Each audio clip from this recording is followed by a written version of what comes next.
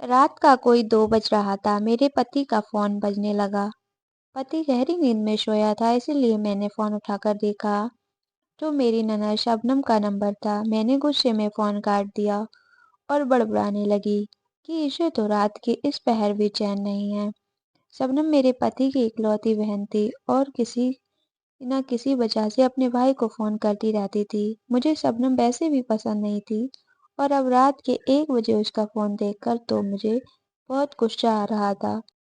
इतनी रात को भी किसी को फ़ोन करने की कोई वक़्त होता है क्या? मुझे फ़ोन काटकर 2 ही मिनट गुज़रे थे कि दोबारा से फ़ोन आने लगा। अब की बार तो मैंने फ़ोन स्विच ऑफ ही कर दिया था और मोबाइल साइड पर रख दिया।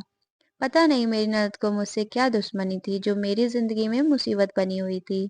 दरअसल मेरे पति को अपनी इकलौती बहन से बड़ी मोहब्बत थी, इसीलिए मुझे इन दोनों का रिश्ता एक आंख नहीं पाता था।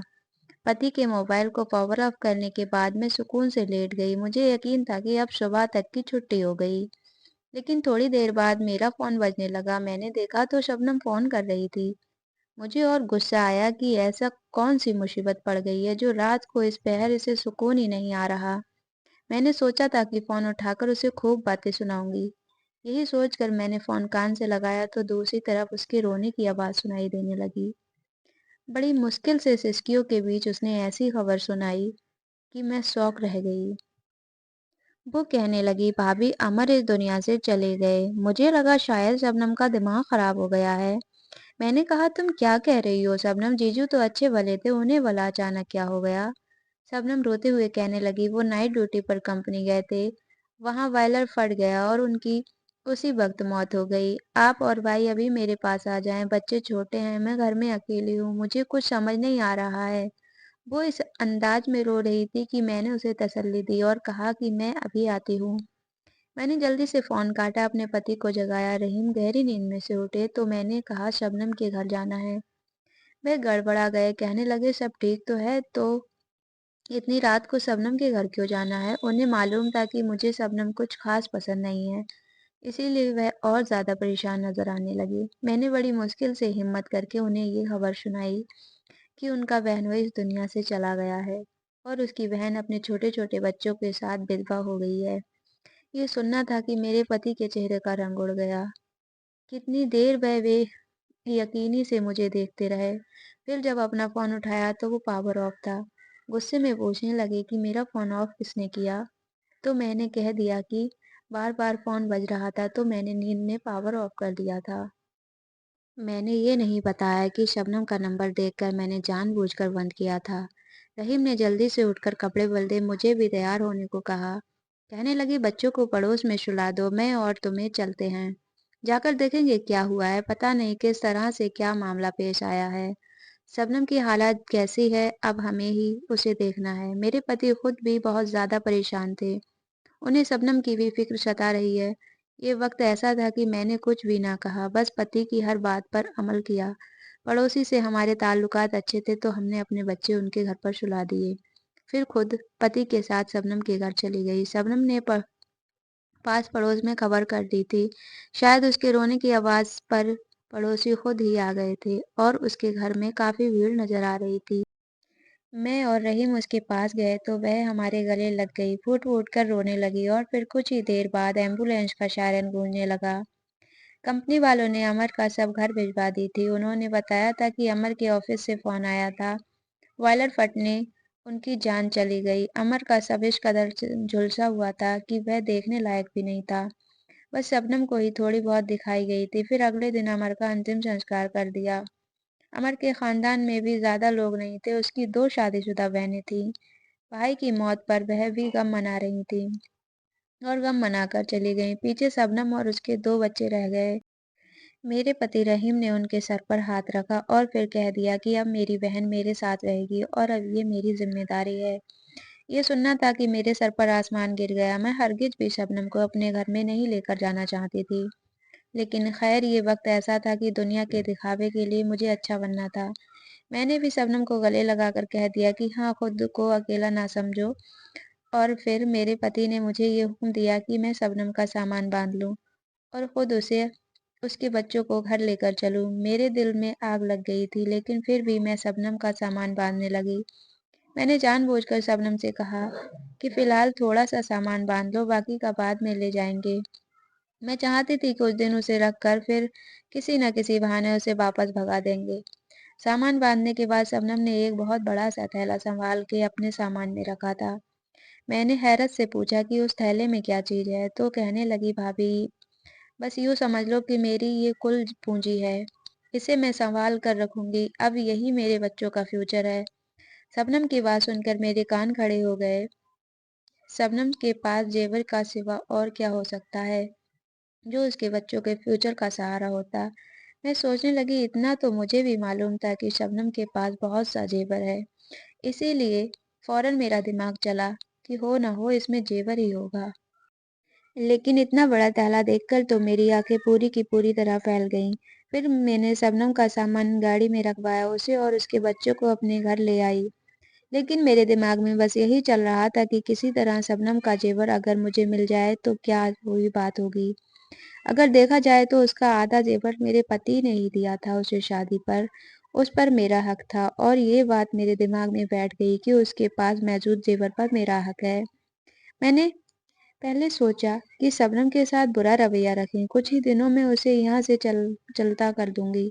लेकिन अब जब मेरी नीयत उसके जेवर पर आ चुकी थी तो मैंने सोचा कि जब तक मैं ये जेवर हासिल नहीं करूंगी, मैं शबनम को अपने घर पर में बर्दाश्त करूंगी। मेरे पति ने मुझे चेतावनी दी थी कि मैं शबनम का बहुत ख्याल रखूं, उसे किसी भी चीज की कमी ना होने दूं। और मैंने अपने पति को दिखाने के लिए वादा भी कर लिया था। लेकिन सच तो ये था कि मैं 2 ही दिन में बहुत ज्यादा परेशान हो गई थी, क्योंकि शबनम से मिलने वाले मेहमानों का झुंड लगा हुआ था। हर किसी को मालूम हो गया था कि शबनम को अपने घर ले आई हूँ। इसीलिए सारा खानदान, पास पड़ोस वाले सब हमारे घर आ रहे थे। मुझे भी मुस्कुरा मुस्कुरा के सबके सामने मीठा बनना पड़ रहा था। मैं हर किसी के आगे शबनम के साथ बड़ी भलाई करने की कोशिश करती, कभी उसे पानी का पूछती, कभी खाने का। मेहमानों को भी यूं ही जता रही थी जैसे मुझे शबनम का बड़ा ही ख्याल हो। लेकिन शबनम पर जो कयामत टूटी थी वो कोई कम ना थी। इसीलिए वह बेचारी अपने कमरे की चार दीवार में कैद हर वक्त आंसू बहाती रहती थी। उसके दोनों बच्चे मेरे बच्चों के हम उम्र थे। रहीम दफ्तर जाते हुए बच्चों को समझा कर जाते थे कि बुआ के बच्चों के साथ मिलजुल कर खेलना। लेकिन रहीम के जाते ही वही झगड़ा शुरू हो जाता। मैं भी अपने बच्चों को कुछ ना कहती, लेकिन शबनम के बच्चों के साथ मारपीट शुरू कर देती और सारा इल्जाम शबनम के बच्चों पर डाल देती। शबनम बेचारी ये सब कुछ सुनती लेकिन खामोश रहती और कुछ भी ना कहती। वह बहुत ही ज्यादा मजबूर थी और मैं उसकी मजबूरी का फायदा उठा रही थी। उसके बच्चों के साथ ना सिर्फ मेरा रवैया खराब था, बल्कि मैं अपने बच्चों का बचा कुचा खाना उसके बच्चों को आगे रखती थी। उसके साथ भी ऐसा ही सलूक शुरू कर चुकी थी। बस अपने घर में मैंने उसे इसलिए पनाह दी हुई थी क्योंकि अभी तक वो जेवरात की थैली उसके पास थी। जिस दिन वो थैली मेरे हाथ लगती, मैं खुद उसे धक्के देकर बाहर निकाल देती। अपने पति के सामने तो मैंने एक अच्छी भाभी होने का सबूत दिया था, लेकिन पीठ पीछे मैं बहुत ही बुरी थी। फिर एक दिन मैंने सबरम के सामने जानबूझकर इस तरह की बात की कि हालात बहुत ज्यादा खराब हैं, अगर उसके पास कोई भी कीमती सामान है तो वह उसे बहुत सावधानी से रखे और अगर चाहे तो मुझे दे दे, मैं अपनी अलमारी में रख दूंगी।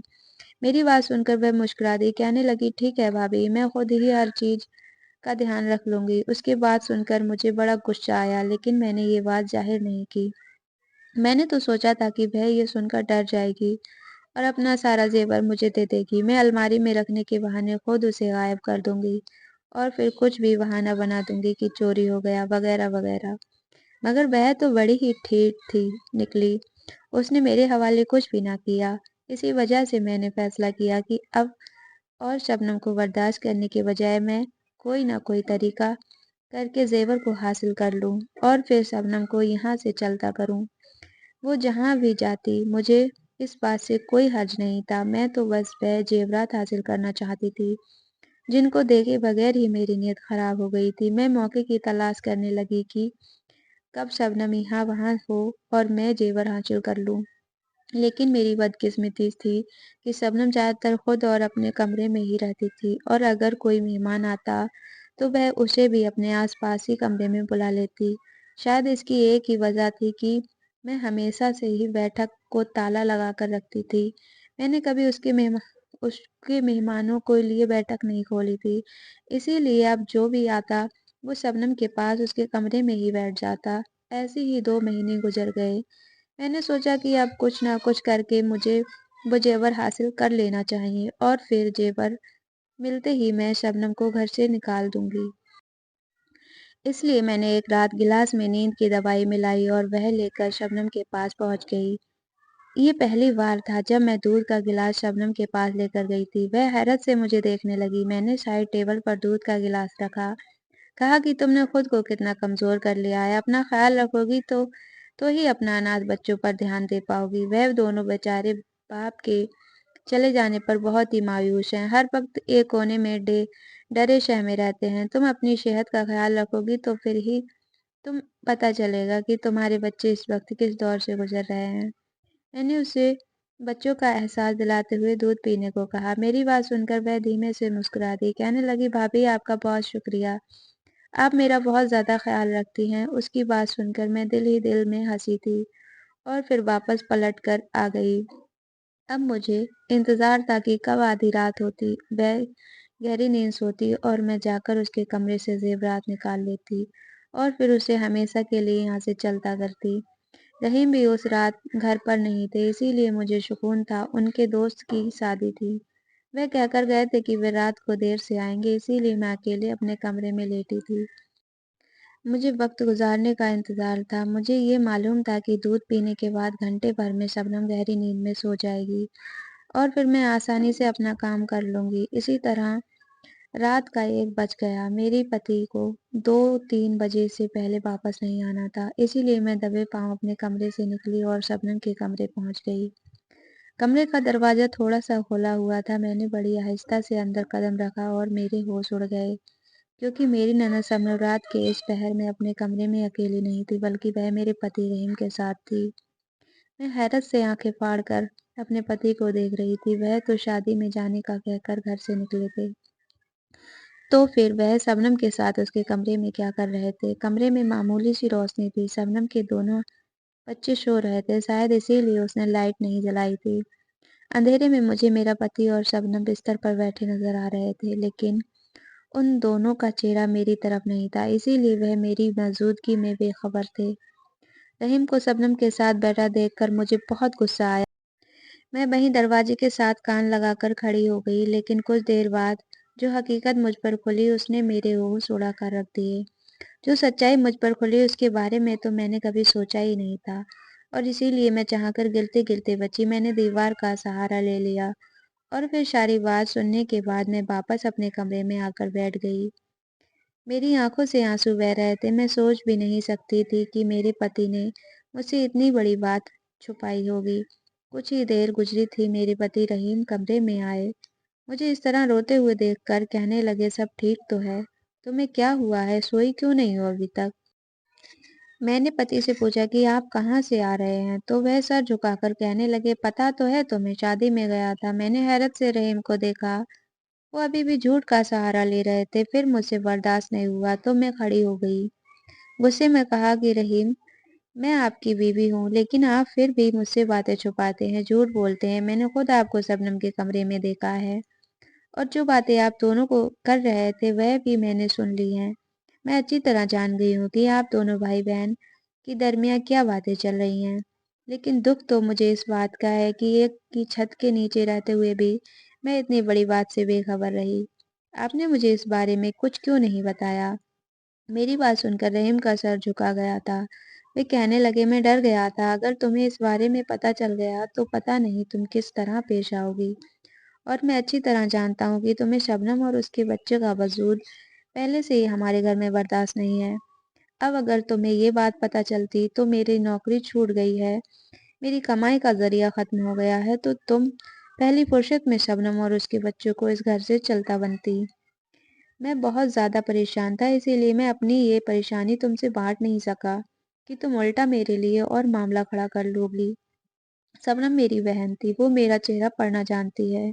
پچھلے 2 دن سے وہ مجھ سے بار بار پوچھ رہی تھی کہ بھائی کیا ہوا ہے، لیکن میں اس کی تکلیف کی وجہ سے خاموش تھا۔ پھر آج میں شادی سے بھی اسی لیے جلدی لوٹ آیا کیونکہ میرا وہاں دل نہیں لگ رہا تھا۔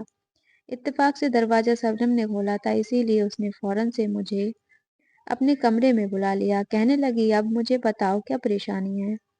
अगर मेरे यहाँ रहने से कोई मसला है तो मैं अपने बच्चों को लेकर अपने घर चली जाती हूँ। आप अपनी ज़िंदगी को सुकून से गुजारें। शबनम की बात सुनकर मैंने कहा कि ये बात नहीं है। मुझे तुमसे या तुम्हारे बच्चों से कोई मसला नहीं है। दरअसल मेरी नौकरी छूट गई है और इसी वजह से मैं बहुत परेशान हूँ कि अब घर का गुजारा कैसे होगा। अपनी बीवी बच्चों के साथ-साथ मुझ पर तुम्हारे और तुम्हारे बच्चों की ज़िम्मेदारियाँ भी हैं और यही बात है मुझे बहुत ज़्यादा परेशान कर रही है। ये सुनना था कि शबनम ने स्याही रंग का थैला मेरे हाथ में रख दिया। कहने लगी, भाई, इसमें वो सारे ज़ेवरात हैं जो आपने मुझे शादी पर दिए थे और वो जो कुछ अमर ने मुझे बनवा कर दिए थे। अगर ये आपके कुछ काम आ जाएँ तो क्या बुरा है? आप इन्हें बेच दें और अपना एक छोटा-सा जनरल स्टोर खोल लें। वैसे भी हमारा कोने का मकान है। अगर आप अपने घर में ही एक जनरल स्टोर खोल लेंगे तो आपका कारोबार चल पड़ेगा। मैं प्रार्थना करूँगी कि ईश्वर से कि भाई के कारोबार में तरक्की दे। और शबनम ने अपना सारा जेवर मेरे हाथ रख दिया था। लेकिन मुझे ये बात गवारा नहीं थी कि मैं अपने अनाथ भांजे-भांजियों का हक खाऊं और अपनी विधवा बहन के पैसों से कारोबार शुरू करूं। इसीलिए मैंने उसे वह जेवर वापस दे दिए हैं। उससे कहा है कि मैं जल्दी ही नौकरी तलाश कर लूंगा। बस मैं और शबनम यही बातें कर रहे थे, लगता है तुमने हमारी सारी बातें सुन ली। रहीम सर झुकाकर बैठा थे और उनकी बात सुनकर मैं उनके कदमों में बैठ गई।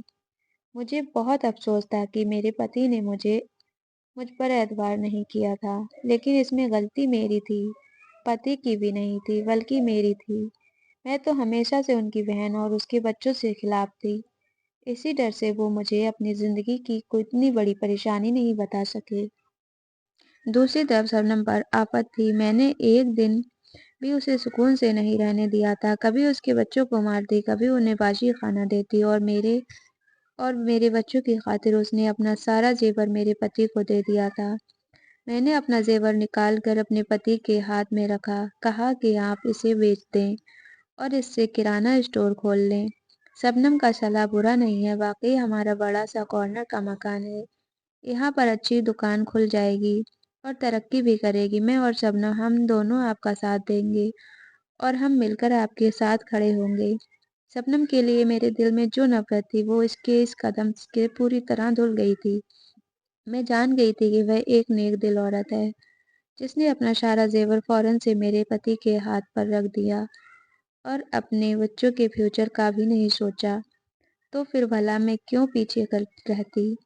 कुछ देर तो रहीम इनकार करते रहे, लेकिन फिर मैंने आवाज़ देकर शबनम को बुला लिया। वो भी चली आई। मैंने उसे बता दिया कि मैंने उसकी और उसके भाई की बातें सुन ली हैं और मैं उसकी सलाह को बिल्कुल भी खिलाफ नहीं हूँ। यह सुनकर शबनम खुश हो गई। फिर मैंने अपना और शबनम का ज़ेवर पति के हवाले किया। मेरे पति ने वो ज़ेवर बेच दिया और एक किराना स्टोर खोल लिया। मैं शबनम के साथ मिलकर घर भी सँभालती थी और जब मेरे पति दुकान पर नहीं होते थे, दुकान का सामान लेने जाते थे, तो हम दोनों बारी-बारी से स्टोर को देखते थे। हम दोनों की मेहनत से दुकान खूब तरक्की करने लगी थी। हम दोनों के बच्चे एक दूसरे के साथ स्कूल जाते थे और मोहब्बत से रहते थे। हम दोनों में मोहब्बत देखकर बच्चों में भी मोहब्बत पैदा हो गई थी। मैंने शबनम से अपने गुनाहों की माफ़ी मांगी और वादा किया था कि मुझसे उसे कोई तकलीफ नहीं होगी। आज हमारे किराना स्टोर के चलते हुए 2 साल हो गए हैं। हमारे घर में मोहब्बतों का राज है, क्योंकि अब मैं शबनम को समझती हूँ और वह तो पहले से ही मेरे साथ अच्छी थी। जब इंसान अपने रिश्तों को समझता है और दिल में नेक इरादे रखता है, तो भगवान भी साथ देता है। हमारा कारोबार आज तरक्की कर रहा है। उसके फल से हमारे बच्चे भी खूब अच्छी शिक्षा हासिल कर रहे हैं और हमारे घर में खुशहाली ही खुशहाली है। मैं आप सब लोगों से एक ही बात कहना चाहूँगी, जो भाई अपनी बहनों की दुआएँ लेते हैं, अपनी शादीशुदा बहनों के हक में कुछ अच्छा करते हैं, तो जब उनकी बहनें उन्हें दुआएँ देती हैं, तो वह भाई खूब तरक्की करते हैं और फलते-फूलते हैं। इसीलिए अपनी शादीशुदा बहनों के साथ अच्छा सलूक रखिए। उनके घर जब भी मिलने जाएँ, तो खाली हाथ ना जाएँ, उनकी दुआएँ लें। उनकी दुआओं से ही आप और आपके बच्चे फलेंगे और फूलेंगे। और जो भाभी अपनी ननद को बुरा-भला कहती हैं, بھائیوں کو بہنوں سے دور کرتی ہیں، ان کے پتی کبھی بھی زندگی میں ترقی نہیں کر پاتے۔ بھائی بہن کا رشتہ دل سے جڑا ہوا ہے اور یہ پوتر رشتہ ہے، اسی لیے اس رشتے میں گندگی نہ پھیلائیں، بلکہ اس رشتے کو قبول کرتے ہوئے اس رشتے سے پیار کریں۔ تو دوستو، آج کی کہانی کیسی لگی کمنٹ کر ضرور بتائیے گا۔ چینل پر نئے ہو تو سبسکرائب کر لیجیے گا، ویڈیو کو لائک کیجیے گا، شیئر کیجیے گا۔ ملتے ہیں ایک نئی ویڈیو میں، تب تک کے لیے اپنا خیال رکھیے۔ Thanks for watching.